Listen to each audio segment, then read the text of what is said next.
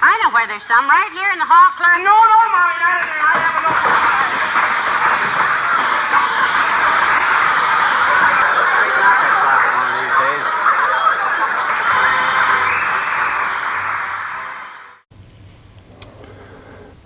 All right, back onto the radio, the Zenith,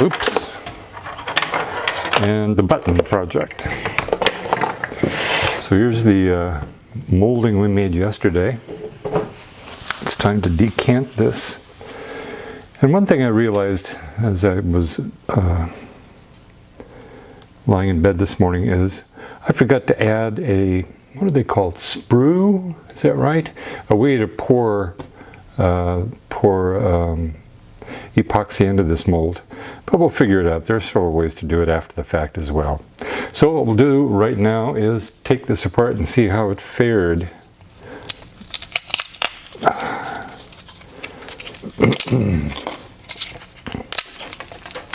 There are clay bits to keep this from flowing down into this and sticking to it. We'll see if that worked.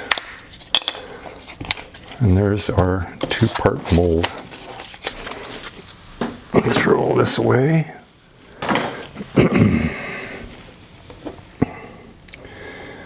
And if we're lucky, it will just come apart.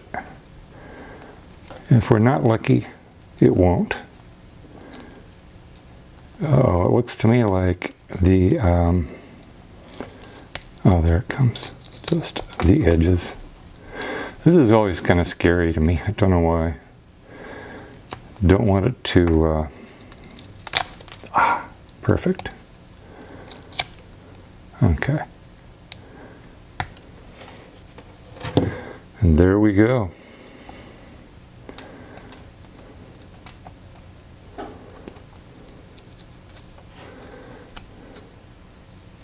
So what we have here, I mean, these surfaces look really rough. And they are, probably doesn't show on the camera.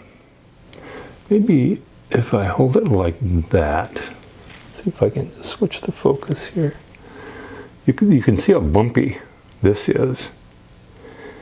And you can see how bumpy its other half is, but that's okay as long as they fit together perfectly. Also, it's going to be hard to see, but we have our registration. Here's our cap nut, or acorn nut, and there's the pin for this part. And that broke a little bit. Oh, that's okay. That will allow us to always, when we make actual parts from this, to always fit the two parts of the mold together precisely, and then pour the epoxy for that. So our button has survived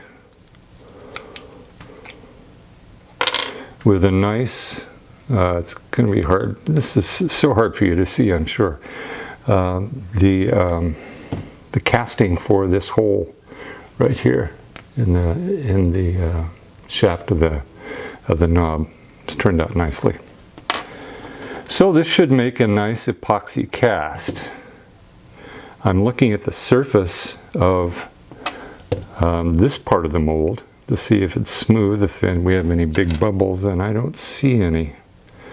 So as long as all the bubbles are inside and the surfaces are smooth, that's fine. It doesn't matter how bubbly it is. So I think we're okay. All right, I'll clean this up a bit, and then we'll talk about how to get epoxy inside this. All right, I've cleaned this up a bit.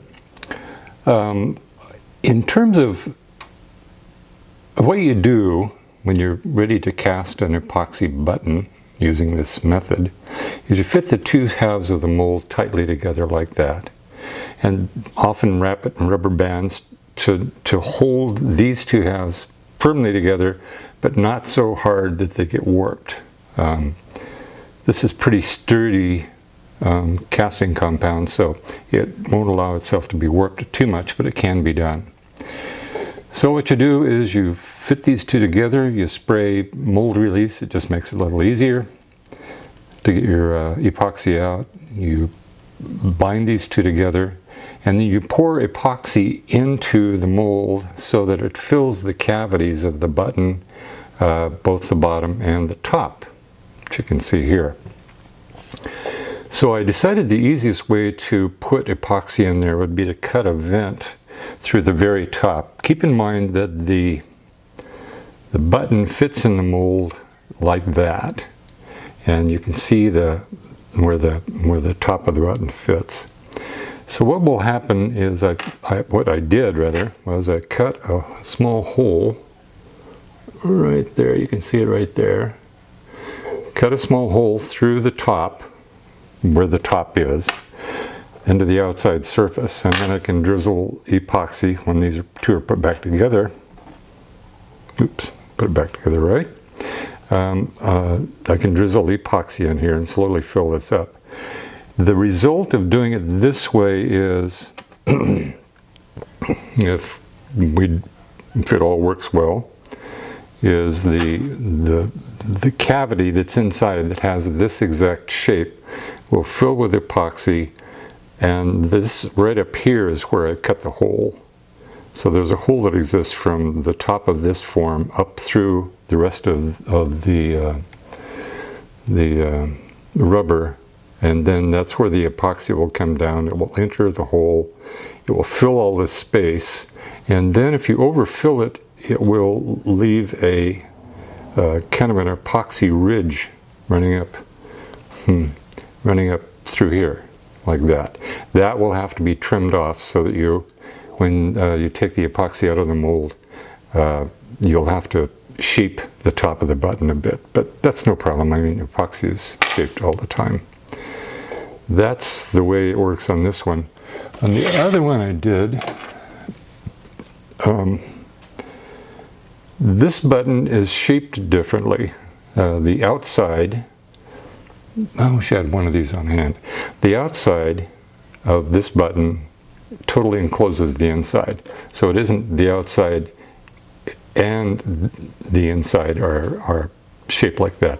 Everything goes inside that space. So what you can do with this mold is fill this hole with epoxy, or mostly fill it.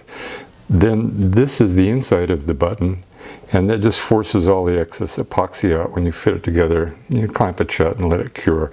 You'll get some epoxy running out the sides, but that just means the very bottom of the button has a little epoxy string that's very easy to cut off.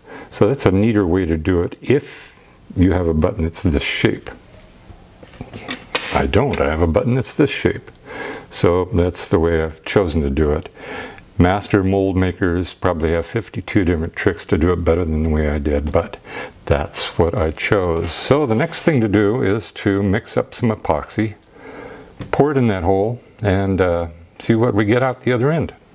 When it cures, rather. That's next. Okay, here's everything we need to do this, as far as I can tell. Mold release, and I'll spray it right now. Mold release to make sure these come apart easily and releases the cast part easily as well. So I'm gonna, behind you, I'll hit each of these pieces a few times with this mold release, and then don't worry about that anymore.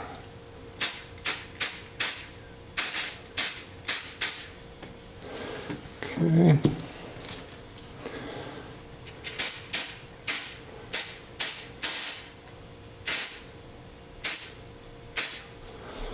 Okay.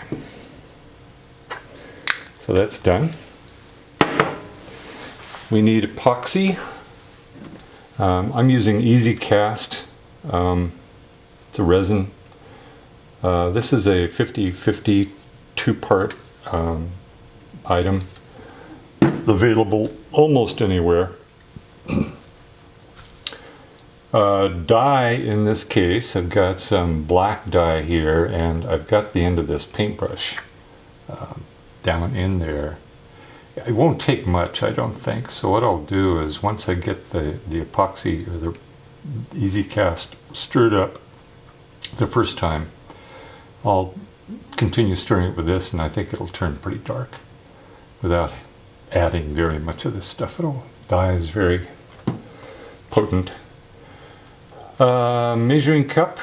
The Easy Cast folks say use a straight-sided measuring cup and measure equal amounts of those two things, the hardener and the resin. I don't have a straight-sided measuring cup, but I do have these little graduated cups, and I hope it'll be accurate enough. So what you do is you pour some clear in, you pour in the hardener, you stir equal amounts of each. You stir for 2 minutes. During that time, I'll stir with this dye stick, if you will, and attempt to color it at the same time. Then with Easy Cast, I don't understand the science behind this at all, but you pour this into another container, stir it again, and then pour it into the mold. I don't know what that final transfer does for anything, but that's what they recommend, so that's what we'll do. So let's get started. Start with the resin. And the volume of stuff that you need is the volume of the thing you're casting, which I've now lost. There it is. So that's the whole volume that we're casting. So on this cup, I can't imagine that we'll need more than 10 cc's. This is graduated cc's or milliliters. So I think 10 cc's will probably do it. So I'll do 5 of this one, 5 of the resin, watching the graduation on the side as best I can.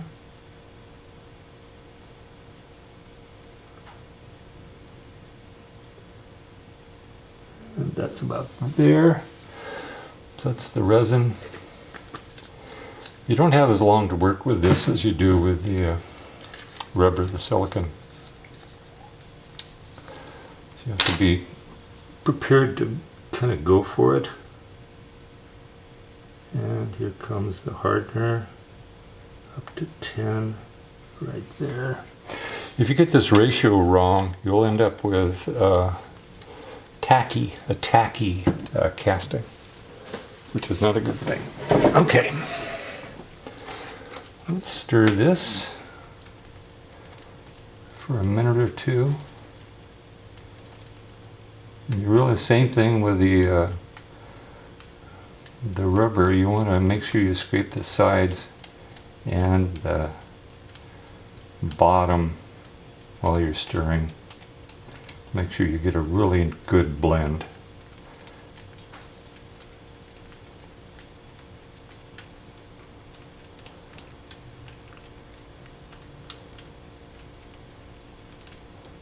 Okay, that's not bad. We'll stop there with this stick. And we'll give it a stir with this stick with the dye on it. You can see the dye is changing it instantly.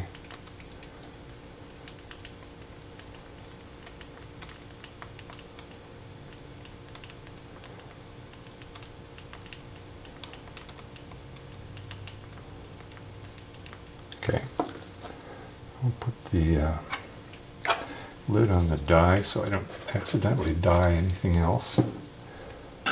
And then we'll decant this into this container per the instructions.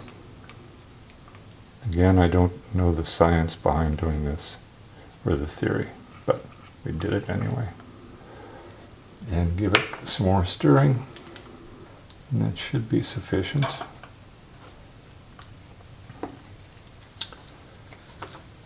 Now we'll take our 2 mold pieces and fit them together as they should be, like that. Rubber bands to hold it in place.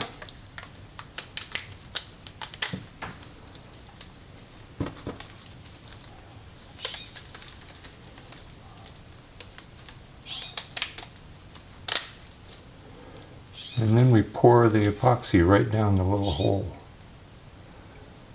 And we'll come back in 72 hours and pull it out and see how it turned out.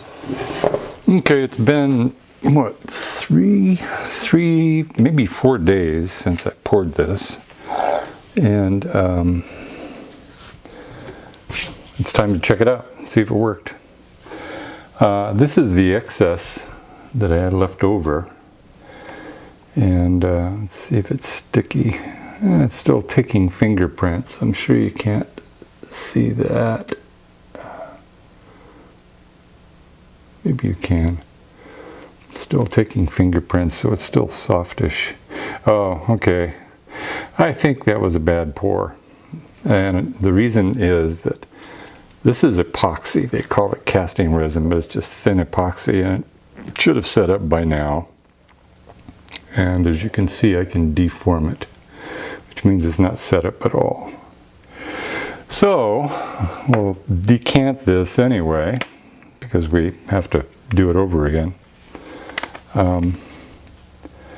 So what could have happened? Well, this is a 50-50 mix. I might have not put in enough catalyst. I probably put in way too much dye, and the dye will dilute the epoxy. So I think we'll have to do this over again, but we'll take it apart and see what it looks like anyway, just to see what happened. Yeah.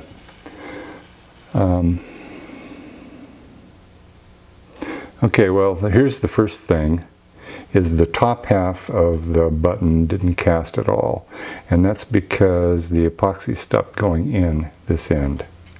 It didn't come through the hole, it just stopped there. So now we'll take the button itself out of here. And as I'm stretching yeah, look at that.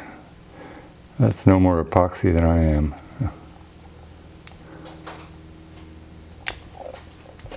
Okay, the base, here's the base. That worked pretty well. I think that's pretty good. So it's a matter of not getting a good mix on the epoxy. Okay. We should be able to get this piece out by just pushing it out the other side.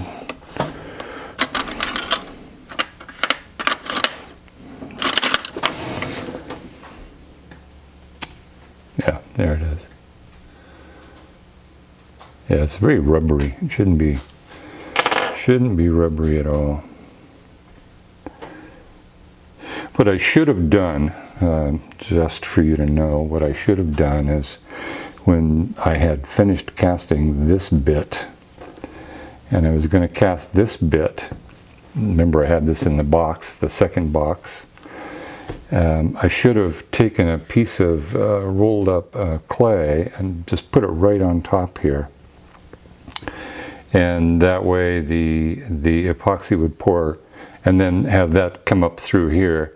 That way the epoxy would pour easily down into the rest of the form. So two problems. One is I didn't put a, and I still can't remember what they're called, spool, something like that, in there to allow me to pour epoxy. I did that after the fact. And the second problem is that the epoxy didn't harden. It's very rubbery. Third problem potentially is, and I don't know what the shelf life of this stuff is. This is a few years old, but I really don't think it should matter. But if I get the same results, I suppose I should cast it once with clear resin, but I won't. I'll try putting in much less of this stuff, and I'll do this 50-50 by weight, as I probably should have done as well. And I'll also widen out the hole, the pour hole. The pour hole is just too thin, too narrow, too constrictive. So I'll do that with an X-Acto knife. And we'll pour it again. All right, we'll try this again. This time I have a scale. I'm out of small cup, so I have to use this giant cup, which is, I guess it's okay, because that's the way it is.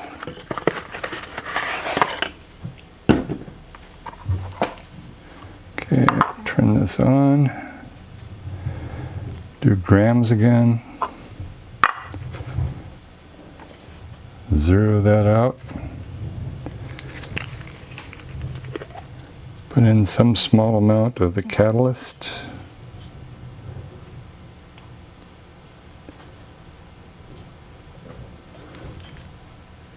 Five grams of catalyst. Or that's the epoxy, sorry. And this is the catalyst, the hardener. And up to 10 on this guy.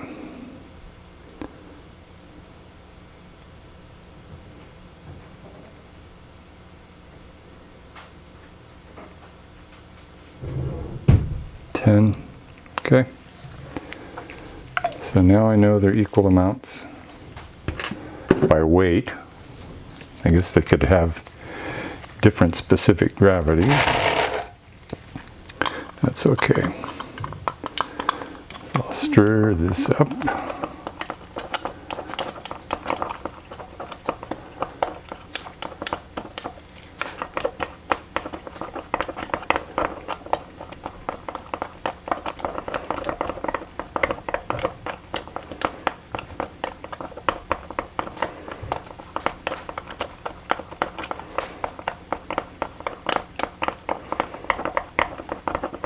If this doesn't work, if this remains, doesn't cure, I think I'm going to blame it on the age of the casting resin, because they don't have a shelf life of forever.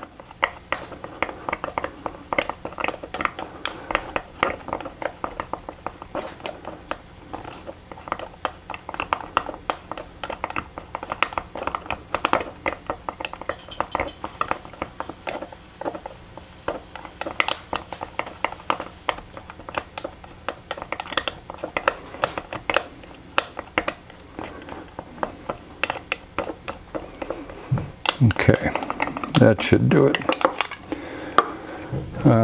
Another shot of mold release on both these. Oh, I made a bigger hole. There. Now you can see it. So more resin should go into it.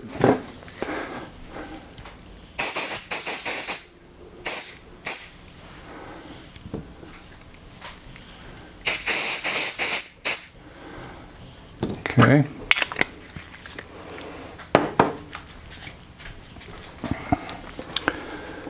Put this back together.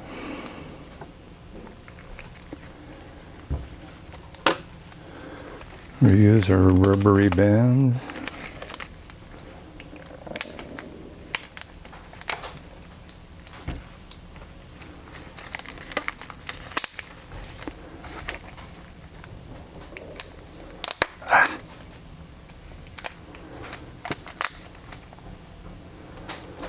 All right, and I'll take a bare iota of this stuff.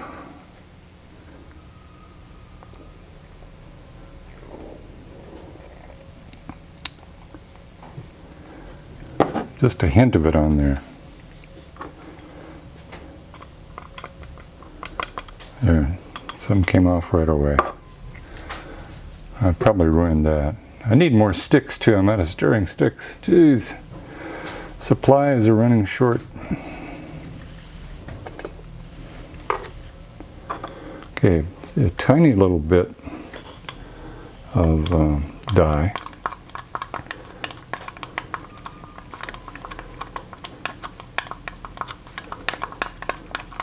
Oh, the other thing I just thought of is I don't know that dye is compatible with epoxy.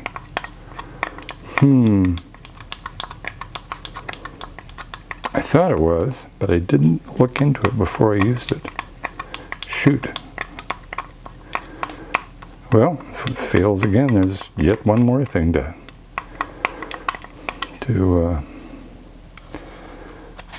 decide about. Is this a problem or is this not a problem? Okay.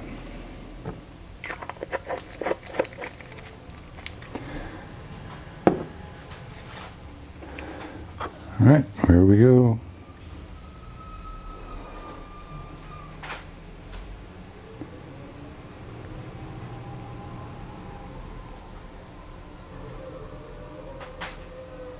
This isn't going to be as black as the other piece, I can tell already.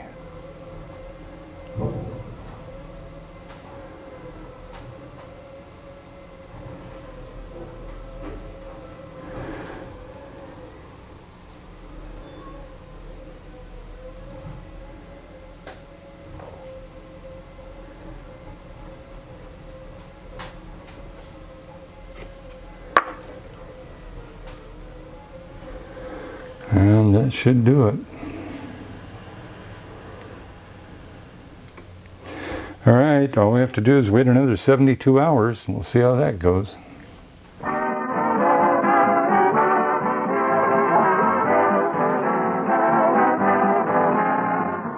The makers of Johnson's Wax.